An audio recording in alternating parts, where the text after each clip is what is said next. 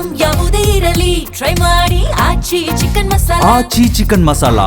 ಸಚಿವ ಜಮೀರ್ ಅಕ್ರಮ ಆಸ್ತಿ ಗಳಿಕೆ ಪ್ರಕರಣಕ್ಕೆ ಸಂಬಂಧಪಟ್ಟಂತೆ ಕೆಜಿಎಫ್ ಬಾಬುಗೆ ಲೋಕಾಯುಕ್ತರು ನೋಟಿಸ್ ನೀಡಿದ್ರು. ಈ ಬಗ್ಗೆ ನಮ್ಮ ಪ್ರತಿನಿಧಿ ಭವ್ಯ ಸುನಿಲ್ ಜೊತೆ ಕೆಜಿಎಫ್ ಬಾಬು ಮಾತಾಡಿದ್ದಾರೆ, ನೋಡ್ಕೊಂಡು ಬನ್ನಿ. ಜಮೀರ್ ಅಹಮದ್ಗೆ ಹಣ ಕೊಟ್ಟಿದ್ದಾರೆ ಎಂಬ ವಿಚಾರಕ್ಕೆ ಸಂಬಂಧಪಟ್ಟಂತೆ ಲೋಕಾಯುಕ್ತ ತನಿಖೆಯನ್ನು ಕೂಡ ಎದುರಿಸಿರುವಂಥದ್ದು. ನಮ್ಮ ಜೊತೆ ಮಾತಾಡೋದಕ್ಕೆ ಕೆಜಿಎಫ್ ಬಾಬು ಇದ್ದಾರೆ, ಬನ್ನಿ ಅವ್ರ ಜೊತೆ ಮಾತಾಡಿಸುವ. ಸರ್, ಈಗಾಗಲೇ ಲೋಕಾಯುಕ್ತ ಪೊಲೀಸರ ಹತ್ರ ಹೋಗಿದ್ದೀರಾ, ಸೊ ಏನೆಲ್ಲ ಇನ್ವೆಸ್ಟಿಗೇಷನ್ ಮಾಡಿದ್ರು ಸರ್? ಯಾಕೆ ಜಮೀರ್ ಅಹಮದ್ ಅವರಿಗೆ ನೀವು 4 ಕೋಟಿಯ ಎಷ್ಟು ಕೋಟಿ ಹಣ ಕೊಟ್ಟಿದ್ದೀರಾ? ಏನಿಲ್ಲಿ ಅಂದರೆ ನಿಮ್ಮದು ಅವ್ರದ್ದು ರಿಲೇಷನ್ಶಿಪ್ ಸರ್? ಮೇಡಮ್, ನಾನು ಜಮೀರ್ ಅಹಮದ್ ಅವರು ನನಗೆ ಹಳೆ ಫ್ರೆಂಡು. ಯಾವಾಗ ನಮ್ಮ JDS ಅಲ್ಲಿ MLA ಇದ್ದಾಗ, ಫಸ್ಟ್ ಟೈಮ್ MLA ಆಗಿದ್ದರಿಂದ ಇವತ್ತವರೆಗೂ ನನ್ನ ಫ್ರೆಂಡ್ ಅವರು, ಭಾಳ ಕ್ಲೋಸ್ ಫ್ರೆಂಡು. ಆದರೆ ಆವಾಗ ಇವರು KSFCಯಲ್ಲಿ ಒಂದು ಅಸ್ಲಂ ಪಾಷಾ ಅಂತ ಅವ್ರ ಹತ್ರ, ಇವಾಗ ಜಮೀರ್ ಅಹಮದ್ ಅವ್ರ ಮನೆ ಇದೆಲ್ಲ, ಆ ಲ್ಯಾಂಡ್ ತಗೊಳ್ಳೋಕ್ಕೆ ಅದು ಲೋನ್ ಇತ್ತು. ಆ ಲೋನ್ ಇದ್ದಾಗ ಇವರು ತಗೊಂಡ್ಬಿಟ್ಟಿದ್ರು. ಅವ್ರ ಹತ್ರ ದುಡ್ಡಿರಲಿಲ್ಲ. ಆ ಲ್ಯಾಂಡು ಫೋರ್ಫಿಟ್ ಆಗೋಕ್ಕೆ ಹೋಗ್ತಾಯಿತ್ತು, ಫೋರ್ಫಿಟ್ ಮಾಡ್ತಾಯಿದ್ರು ಬ್ಯಾಂಕ್ನಲ್ಲಿ, KSFC ಬ್ಯಾಂಕು. ಫೈನಲ್ ನೋಟಿಸ್ ಬಂದಿತ್ತು, ನೀವು ದುಡ್ಡು ಕಟ್ಟಿಲ್ಲ ಅಂದರೆ ನಾವು ಫೋರ್ಫಿಚರ್ ಮಾಡ್ತೀವಿ, ಆ್ಯಕ್ಷನ್ ಮಾಡ್ತೀವಿ ಪ್ರಾಪರ್ಟಿನ ಅಂತ, ಪಬ್ಲಿಕ್ ಆ್ಯಕ್ಷನ್ ಮಾಡ್ತೀವಿ ಅಂತ ನೋಟಿಸ್ ಬಂದಿತ್ತು. ಆ ನೋಟಿಸ್ ನನಗೆ ತೋರಿಸಿದ್ಮೇಲೆ ನಾನು ಅವ್ರಿಗೆ 3,90,00,000 KSFCಗೆ ಬ್ಯಾಂಕ್ಗೆ ದುಡ್ಡು ಕೊಟ್ಟಿದ್ದೀನಿ. ಜಮೀರ್ ಅಹಮದ್ ಅವ್ರಿಗೆ ಪರವಾಗಿ KSFCಗೆ ಕಟ್ಟಿದ್ದೀನಿ. ಕಟ್ಟಿ ಆ ಪ್ರಾಪರ್ಟಿ ಬಿಡಿಸಿ ಅವ್ರಿಗೆ ಜಮೀರ್ ಅಹಮದ್ಗೆ ಕೊಟ್ಟಿದ್ವಿ. ಇದೇ ನಾನು ಮಾಡಿರೋ ಇದು.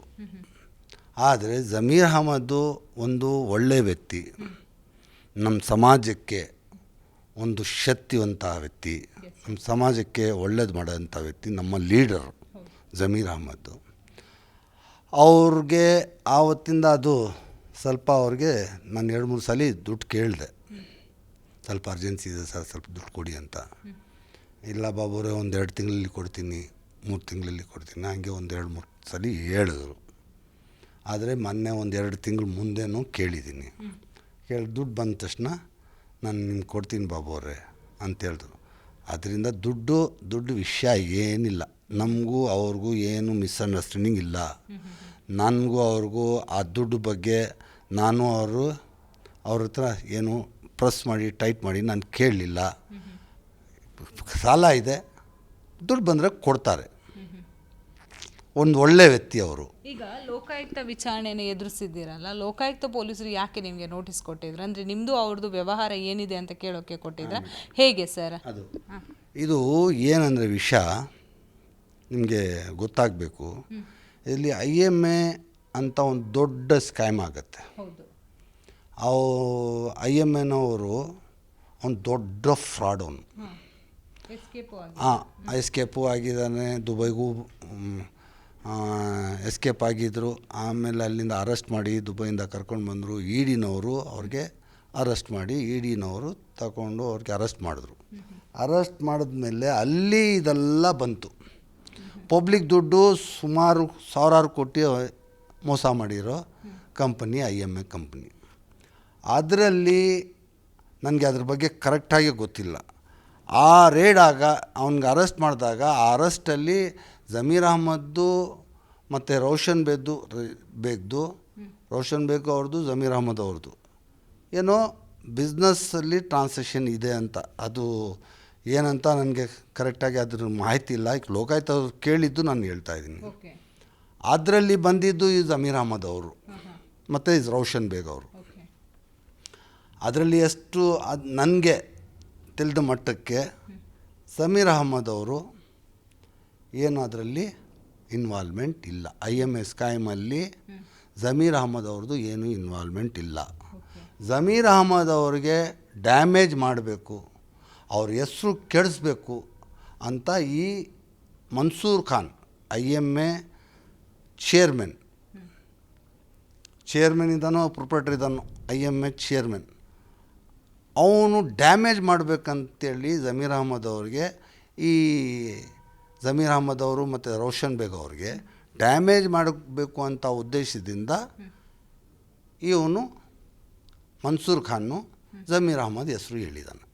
ಅಷ್ಟವರೆಗೂ ನನಗೆ ಅದು ರೆಕಾರ್ಡಲ್ಲಿ ಏನಿದೆ ಏನಿಲ್ಲ ಗೊತ್ತಿಲ್ಲ. ನನಗೆ ಒಂದು ಇಲ್ಲಿ ಲೋಕಾಯುಕ್ತ ಪೊಲೀಸರು ಯಾಕೆ ನಿಮಗೆ ನೋಟಿಸ್ ಕೊಟ್ಟರು? ಅದರಲ್ಲಿ ನಂದು ಅವ್ರದ್ದು ಜಮೀರ್ ಅಹಮದ್ ಅವ್ರದ್ದು ಟ್ರಾನ್ಸಾಕ್ಷನ್ ಏನಂದರೆ, ನಾನು ಅವ್ರ ಮನೆ ಜಮೀರ್ ಅಹಮದ್ ಅವ್ರ ಮನೆ ಕಟ್ಟಿದಾರಲ್ಲ, ಆ ಲ್ಯಾಂಡ್ ತಗೊಳ್ಳೋಕ್ಕೆ ನಾನು ಸಾಲ ಕೊಟ್ಟಿದ್ದೆ. ಸಾಲ ಯಾರು ಕೊಟ್ಟೆ? ಜಮೀರ್ ಅಹಮದ್ ಅವ್ರಿಗೆ ಡೈರೆಕ್ಟಾಗಿ ಕೊಟ್ಟಿಲ್ಲ, ಜಮೀರ್ ಅಹಮದ್ ಅವ್ರ ಪರವಾಗೇ KSFCಗೆ ಕಟ್ಟಿದ್ದೀನಿ. ಇಷ್ಟೇ ಅಪರಾಧ ಅದರಲ್ಲಿ. ಅದಕ್ಕೆ ಎನ್ಕ್ವೈರಿಗೆ EDಯಲ್ಲಿ ಅವ್ರಿಗೆ ಅರೆಸ್ಟ್ ಮಾಡಿದ್ರು. EDಯಲ್ಲಿ ಅರೆಸ್ಟ್ ಮಾಡಿದಾಗ ಇವನು ಮನ್ಸೂರ್ ಖಾನು ಜಮೀರ್ ಅಹಮದ್ ಅವ್ರ ಹೆಸರು ಹೇಳಿದ್ದಾನೆ, ರೋಷನ್ ಬೇಗ್ ಅವರು ಹೆಸರು ಹೇಳಿದ್ದಾನೆ. ಅದಕ್ಕೆ ಜಮೀರ್ ಅಹಮದ್ ಮನೆಯವ್ರಿಗೆ ರೇಡ್ ಮಾಡಿದರು. ಆ ರೇಡಲ್ಲಿ ನನ್ನ ದಾಖಲೆಗಳು ಅಲ್ಲಿ ಸಿಕ್ತು, ನಾನು ಸಾಲ ಕೊಟ್ಟಿರೋ ದಾಖಲೆಗಳು ಸಿಕ್ತು. ಅದಕ್ಕೆ EDನವರು ಎನ್ಕ್ವೈರಿ ಮಾಡೋಕ್ಕೆ ಕರೆದಿದ್ರು. ನಾನು ಹೋಗಿ ಅಲ್ಲಿ EDಯಲ್ಲಿ ಎಕ್ಸ್ಪ್ಲನೇಷನ್ ಕೊಟ್ಟು ಸ್ಟೇಟ್ಮೆಂಟ್ ಕೊಟ್ಟು ಬಂದೆ. ಆ ಕೇಸು EDಯಿಂದ ಇಲ್ಲಿ ACPಗೆ ಟ್ರಾನ್ಸ್ಫರ್ ಆಗಿತ್ತು. ACP ಇವಾಗ ಇಲ್ಲ ಅಂಥೇಳಿ ACPನವರು ಈಗ ಲೋಕಾಯುಕ್ತ ಅವ್ರಿಗೆ ಟ್ರಾನ್ಸ್ಫರ್ ಕೊಟ್ಟಿದ್ದಾರೆ. ಲೋಕಾಯುಕ್ತದವರು ವಿಚಾರಣೆ ಮಾಡ್ತಾ ಇದ್ದಾರೆ. ಅದಕ್ಕೆ ಈ ದುಡ್ಡು ಜಮೀರ್ ಅಹಮದ್ ಅವ್ರಿಗೆ ಸಾಲ ರೂಪದಲ್ಲಿ ಕೊಟ್ಟಿದ್ದೀರಾ, ಲಂಚದಲ್ಲಿ ರೂಪದಲ್ಲಿ ಕೊಟ್ಟಿದ್ದೀರಾ ಅಂತ ಅವರು ಕ್ವಶನ್. ನಾನು ಅವ್ರಿಗೆ ಏನು ಹೇಳಿದೆ, ನನಗೆ ಏನು ಅವ್ರ ಹತ್ರ ಬಿಸ್ನೆಸ್ ವ್ಯವಹಾರ ಇಲ್ಲ, ಲಂಚ ಕೊಡೋದು ಏನಿಲ್ಲ.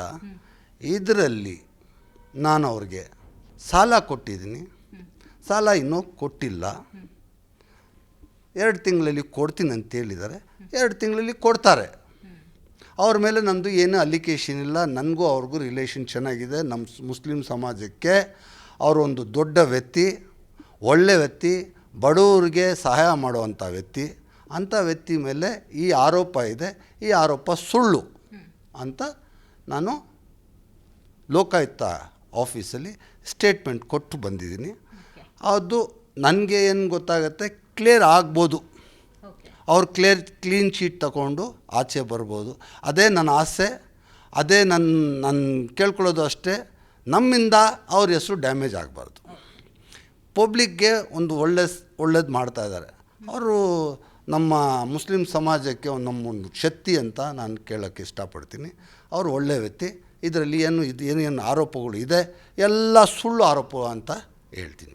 ಎಸ್, ನೋಡಿದ್ರಲ್ಲ, KGF ಬಾಬು ಈಗಾಗಲೇ ಬಹುತೇಕವಾಗಿ ಸ್ಪಷ್ಟನೆಯನ್ನು ಕೊಟ್ಟಿದ್ದಾರೆ. ಜಮೀರ್ ಅಹಮದ್ ಮೇಲೆ ಬಂದಿರುವಂತಹ ಆರೋಪ ಆಗಿರ್ಬೋದು, KGF ಬಾಬು ಹಾಗೆಯೇ ಜಮೀರ್ ಅಹಮದ್ ಮೇಲೆ ಇರುವಂತಂದ್ರೆ ರಿಲೇಷನ್ಶಿಪ್ ಏನು, ಯಾವ ರೀತಿ ಹಣವನ್ನು ಯಾಕೆ ಕೊಟ್ಟಿದ್ರು, ಎಲ್ಲದಕ್ಕೂ ಕೂಡ ಜಿ ಕನ್ನಡ ಜೊತೆ ಸ್ಪಷ್ಟನೆ ಕೊಡ್ತಾ ಹೋದ್ರು. ಬೆಂಗಳೂರಿನಿಂದ ಕ್ಯಾಮ್ರಾ ಪರ್ಸನ್ ವಿನೋದ್ ಜೊತೆ ಭವ್ಯ ಸುನಿಲ್, ಜಿ ಕನ್ನಡ ನ್ಯೂಸ್.